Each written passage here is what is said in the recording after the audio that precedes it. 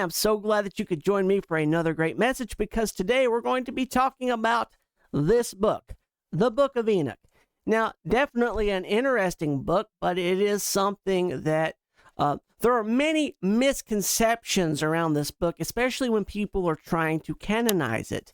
As I said, it's an interesting book, but it is definitely not canon, and it, as I'm going to show, never was considered canon. But it is also something that is written about that would happen in the last days, in which people would start turning from the truth and to fairy tales. So it comes with a very significant end times message by Paul about a revival of fairy tales.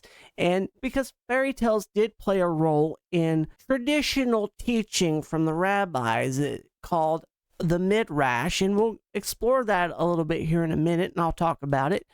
But there is a significant problem with trying to canonize this book. And that problem is that the Book of Enoch was never canon. Now, I know there are a lot of people making a big splash all over the internet promoting the Book of Enoch. It's the new fad. It's the new trend.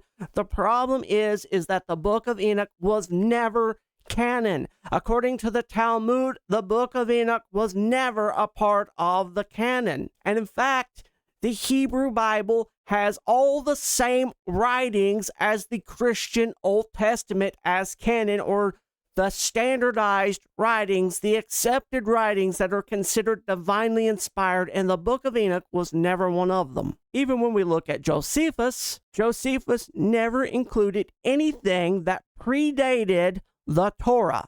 There was never a book known as the Book of Enoch that was considered divinely inspired to predate the Torah. Now, the Book of Enoch existed as what is known as a pseudepigrapha. A pseudepigrapha is a writing that is considered questionable in its authorship. He never considered a book that predated the law of Moses, known as the Book of Enoch, as canon. And some people are going to argue, well, they found it in the caves of Qumran, and the Essenes believed that it was inspired because they had copies of this book.